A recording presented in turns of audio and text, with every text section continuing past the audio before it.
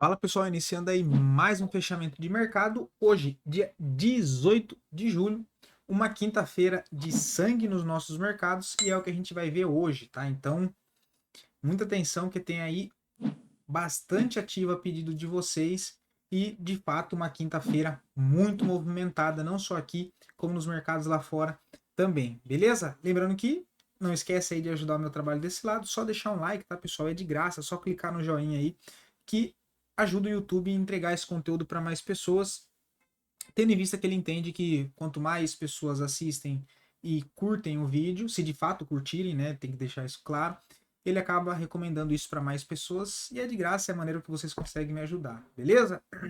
Dito isso, o restante, já sabem, né? Carteira de recomendação, desempenho das nossas estratégias, cupom de desconto para adquirir os nossos produtos, tudo no nosso site do capitalismo.com.br e também o nosso serviço de consultoria especializada. Vocês encontram as informações no site também, beleza? Agora, sem enrolação, porque tem muita coisa para a gente ver hoje. E Ibovespa, né, pessoal? Creio que para quem está acompanhando aqui o fechamento, está muito bem informado e por dentro dos mercados. Então, essa queda, apesar de ser uma queda forte, de fato, 1,39 de queda, mas a gente já havia comentado dessa possibilidade, né? O que eu tinha deixado para vocês aqui?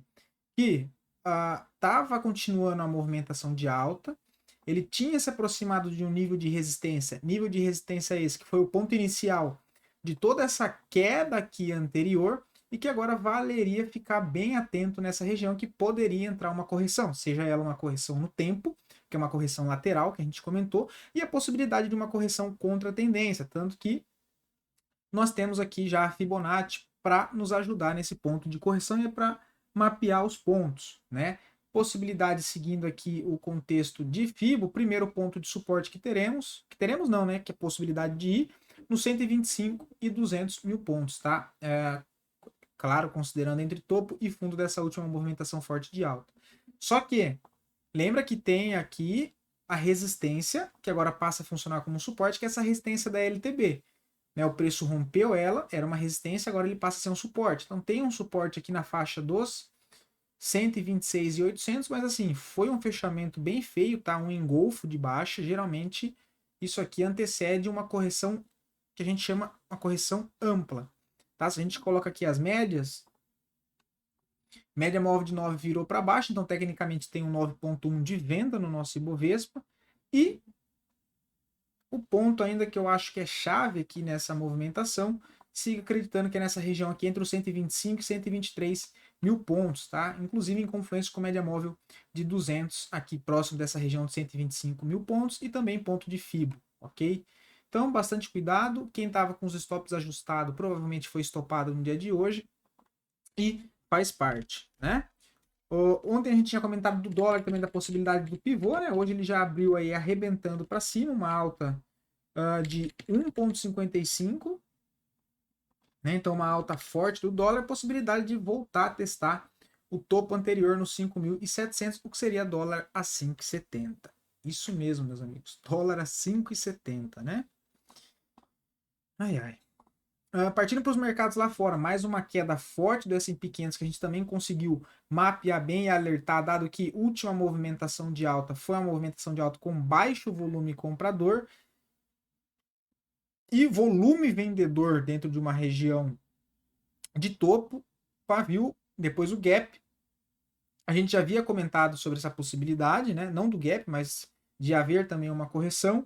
E agora pode vir buscar essa região de 5.400, tá? Hoje mais uma queda de 0,80 aí do S&P, tá? Que chegou na média móvel de 20, agora a próxima zona de suporte é a região de 5.400. Indo para o Dow Jones, uma queda de 1,29. Esse padrão aqui não é legal. Tá um padrão que pode frustrar esse rompimento aqui de topo, mas é claro que ele pode vir até os 40 mil pontos aqui, que era o antigo ponto de resistência, que pode ser testado agora como um suporte. Agora, se fechar abaixo desse topo, possibilidade de voltar para essa acumulação aqui toda anterior, movimento bem travado, tá? O índice da Nasdaq, mais uma queda de 0,70, rompendo o canal de baixa, possibilidade de voltar a testar os 17.480 pontos, tá? Petróleo Brent ainda está aqui bem enroscado. Não pode perder fundo dos $83, perdendo essa região, abre possibilidade de voltar a testar fundo no 75. Para cima, precisa romper os 88 para acionar um novo pivô de alta e buscar a faixa dos 92, que é uma LTB de médio prazo, ok? Então, bastante volatilidade, hein, pessoal? Se a gente olha o DXY, a gente vê o dólar, que é o DXY é uma cesta de moeda contra o dólar, a gente vê a possibilidade de um engolfo de alta também, tá? A movimentação forte que engolfa a barra de rompimento, então possibilidade de a gente ver o dólar arrancando aqui para cima novamente, tá? E a gente pode projetar essa barra, né? Olha, tem duas maneiras de se trabalhar isso aqui, tá, pessoal? Tanto projetar essa barra para cima, e aqui tem os possíveis alvos, deixa eu dar um zoom aqui para vocês conferir. Próximos alvos com base nessa projeção de barra é a região do 104,820, depois 105,18, depois 105,40. Tá? Outra maneira de medir esse movimento seria a própria retração de Fibo, né? Assim como a gente fez ali do Ibovespa. Deixa eu só trocar a cor. Né? E aí teria aqui o primeiro ponto no 104, depois 104,60, depois 104,90 e 105. Basicamente a mesma coisa ali, a da projeção também nesse caso, tá?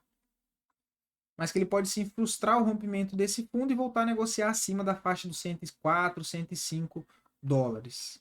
Partindo para as criptos rapidamente, a gente tem o Bitcoin, também segue aqui corrigindo, né? Possibilidade de voltar a testar o fundo no 58.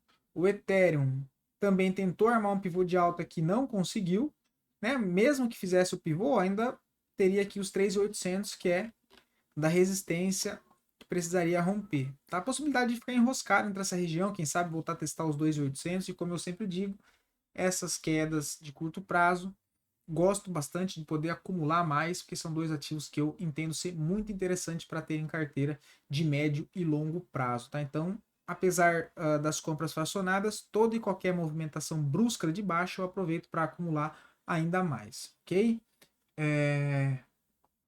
Dito isso, e voltando agora para nossa bolsa, os dois ativos que mais subiram foi Embraer no dia de hoje, uma alta aí de 1,5%. Cara, e o papel tá bem bonito, né? A gente tinha comentado que aqui embaixo seria complicada a entrada, que ele poderia parar no topo, mas ele rompeu o topo, fez aqui a correção lateral, média móvel de 9 se aproxima do preço. Se romper topo aqui, olha, nos 41,40 é acionado um novo pivô de alta, tá? O papel fortíssimo, fechou o semanal com a barra de ignição e é um dos papéis, acho que mais fortes da bolsa aí no ano, tá? Ou um dos mais fortes, com certeza. VEG segue subindo também, o segundo ativo que mais subiu com 0,74 apenas, né? A última boa oportunidade de compra foi aqui embaixo, anteriormente aqui nesse rompimento de congestão curta, né? Por enquanto não vejo mais nada para fazer, tá? Quem tá dentro é conduzir a operação, ótimo trade, quem tá fora por enquanto tem que esperar corrigir, né? A gente vê o semanal aí bem esticado já. Olhando os dois ativos que mais caíram, temos Mafrig, né? Tava tão bonita pelo semanal, não chegou a acionar a compra, que inclusive a gente comentou que a compra acionaria no rompimento da máxima da semana passada, ele não acionou e voltou aqui a negociar abaixo do antigo topo. Cara de ficar enroscado agora, tá? A possibilidade de voltar a testar aqui os 10,60. O segundo que mais caiu também do setor é Brasfoods, né? Com gap de fuga, acionando um pivô de baixa. Tá? Então ele quebra a estrutura de alta no curto prazo. Possibilidade de voltar a testar a zona de suporte nos 19,50, tá? Que seria basicamente o suporte desse canal de alta, ok? Por enquanto eu não vejo nada para ser feito. Agora iniciando as análises a pedido de vocês no vídeo de ontem, inclusive muito obrigado, tá? Tem ativo pra caramba que foi solicitado no vídeo de ontem. Muito obrigado pela participação. Espero poder estar ajudando aí vocês que assistem aqui o vídeo, trazendo conteúdo educacional todo dia para a gente ir mapeando e acompanhando as movimentações do mercado aqui dia a dia, tá? Então, antes de mais nada, muito obrigado pela participação. E se você quiser ver a análise de alguma ação, só deixar aqui nos comentários que eu trago a análise aí para a próxima semana, ok?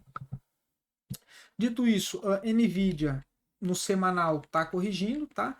Ainda não vejo nada para fazer pelo semanal. Tecnicamente, se rompe essa máxima aqui, ele dá compra. com stop na mínima, tá? O stop para quem já está comprado nessa movimentação aqui anterior deveria ser a mínima desse doji, que teria sido estopado no dia de hoje, né? Não teria sido estopado ainda, por centavos, tá? Então não vejo mais nada. Se a gente olha o mensal, acho que está esticado, né? O gráfico diário, não vejo nada interessante ainda. Tomar cuidado, tá? SLCE3, o papel ainda está interessante. Tá numa região de topo. Para quem pegou pivô já está correndo trade. O stop está aqui embaixo no 18,62. O ativo que entrou numa região de vazio gráfico, né? Aí para cima, o alvo é a próxima resistência dos 21,60. O segundo ativo, CSNA3, não vejo nada, tá? A gente tinha comentado na possibilidade de compra nesse pivô. Ó, chegou a sonar, então quem pegou aqui foi estopado hoje. Stop técnico no fundo anterior, olha lá, um stopzinho de 5,80, né? A gente tinha comentado de pegar nesse pivô para tentar levar até a média móvel aqui de 200, mas ele acabou estopando para quem tentou, tá? Não vejo nada para fazer. Se fosse para fazer alguma coisa, seria na venda. A gente tem aí uma barra de ignição, que ela faz um pivô de baixa porque ela perde fundo, estopando os comprados. E a Sono 9.1 também de venda. Rompimento esse que sai de próximo da 9 e da 20. Estão na perda da mínima com stop na máxima.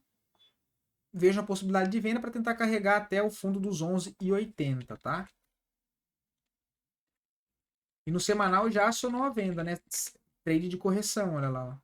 Corrigiu até a 9, perdeu aqui a mínima, venda com stop na máxima, tá?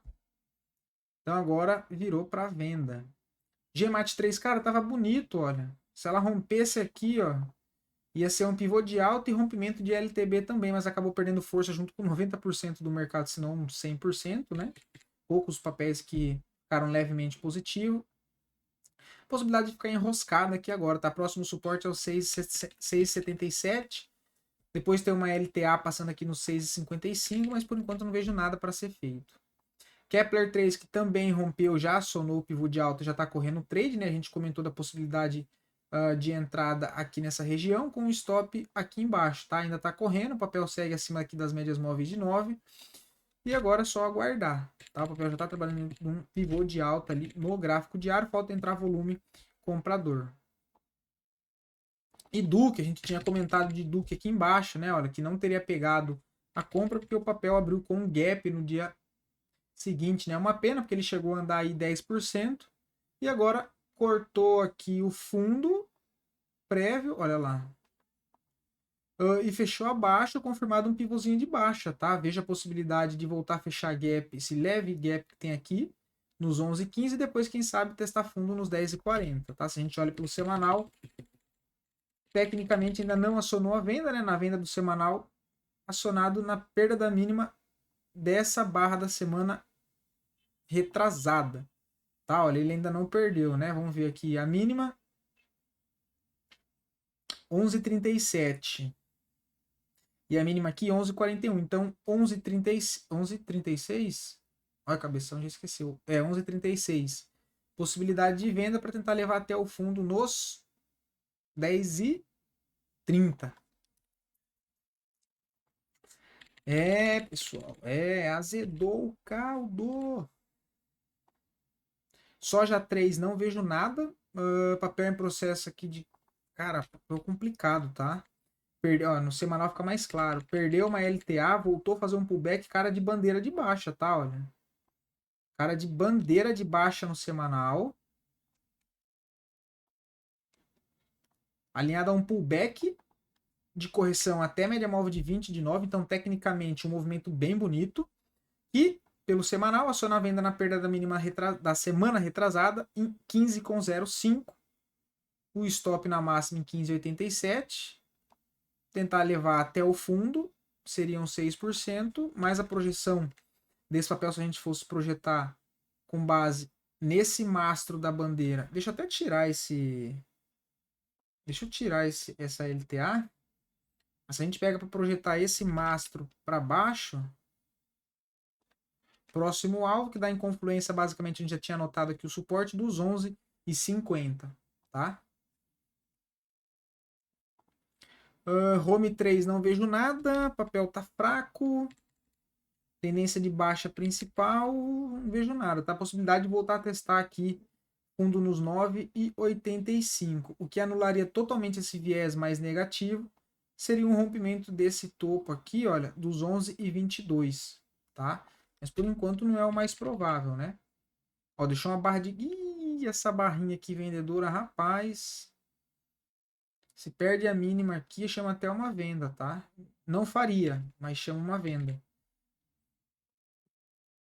Até aproveitando o contexto, tá? Pessoal, pelo amor de Deus, tá? Os ativos que eu trago aqui não são recomendação para vocês chegar e entrar em todo o contexto que eu mostro aqui de compra. Eu falar que é uma venda, vocês vender também todos os ativos. O que eu trago aqui são contextos de possibilidades dentro dos ativos, lembrando sempre a parte técnica, tá? Que dá uma compra, que dá uma venda. Quem tem que tomar a decisão é vocês, com base no gerenciamento de risco de vocês e o quanto vocês aguentam, tá? Não é recomendação isso aqui, pelo amor de Deus. Por quê? Vamos, exemplo, tá? Eu tô analisando, eu trago aqui análise de 15 papéis. Por que que eu trouxe a análise aqui? Eu trouxe a análise porque esses 15 ativos têm contextos gráficos interessantes.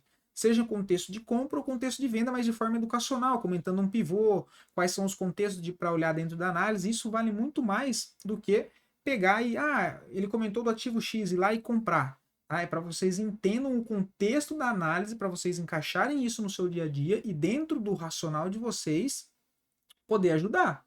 Beleza? Quero que fique bem claro, porque se eu pego e estudo 15 ativos e trago aqui, não é para vocês entrar nos 15 ativos. Porque se vocês entrar nos 15 ativos, é totalmente uma carteira totalmente desproporcional e não tem sentido nenhum fazer isso. Beleza? Só para ficar o adendo aí, pelo amor de Deus, tá, pessoal? Pelo amor de Deus.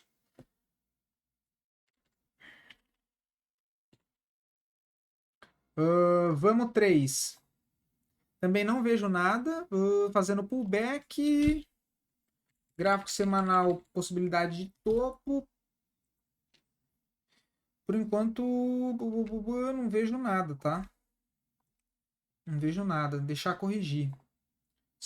Outro papel vale 3 também ficou feio, né? Olha, chegou a acionar uma comprinha aqui, mas também quem tentou tomou stop.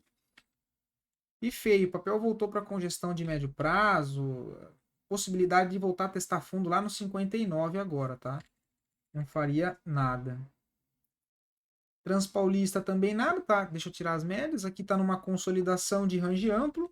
Possibilidade de retornar para o suporte nos 24,15, tá?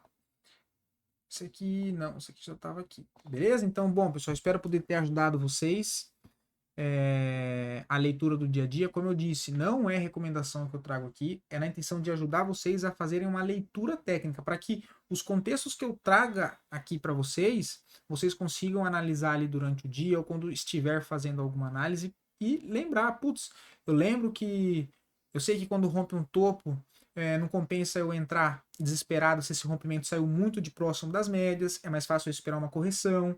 Eu entender que nesse processo de aguardar uma correção, existem momentos do mercado que ele vai subir em linha reta e você vai ficar de fora, e tá tudo bem, porque não tem como acertar todas, né? Onde posicionar stop, como posicionar o stop, como fazer uma leitura para conduzir um trade, o porquê colocar uma parcial num ponto Y e não num ponto Z. Então é para ajudar vocês de forma educacional, tá? Por que que eu falo isso? Se vocês pegam aqui e entram em todas as ações que eu trago aqui, sem calcular o stop, né? Quando você vai fazer as operações, você tem que calcular. Bom, dentro dessas operações que eu separei, que eu entendo ser interessante, né? Putz, tem duas do setor elétrico, tem duas do setor industrial, tem uma do setor elétrico, tá? E né, você vai montar ali, putz, quanto que é o meu stop dentro de todas as operações aqui? Sei lá, 5 operação de swing trade. Se der errado, o quanto eu vou perder? Porque a pior das hipóteses é todas as operações ir para o stop, então isso tem que ser levado em consideração. Eu vou. O stop em uma está 3%, na outra está 4%. Juntando esses stops loss no financeiro, quanto é em porcentagem do meu patrimônio total que eu separei para operar swing trade? Dá 1%, então está dentro do meu gerenciamento de risco. Ok. Só que se der certo, eu vou ganhar 2, 3 vezes, pelo menos a probabilidade que vá. Tá? Não é certeza, mas é que vá, dados os contextos que eu sempre mostro aqui para vocês. Então, assim, tomem bastante cuidado, porque o gerenciamento de peso, de porcentagem, ele é muito individual, ok? Porque tem pessoas que vão operar com X valor, tem pessoas que vão operar com 5, 6 X de valor. Então, bastante cuidado, tá? Eu espero que vocês entendam isso e levem de maneira educacional para vocês, para poder ajudar na leitura de vocês aí do dia a dia, inclusive a ganhar dinheiro, beleza? Muito obrigado pela atenção até aqui e até amanhã aí, ok? E agora, mais do que nunca, muita atenção, barra de engolfo de baixo numa região de topo, que a gente já vem mapeando aqui, cautela nas operações, beleza? Um abração.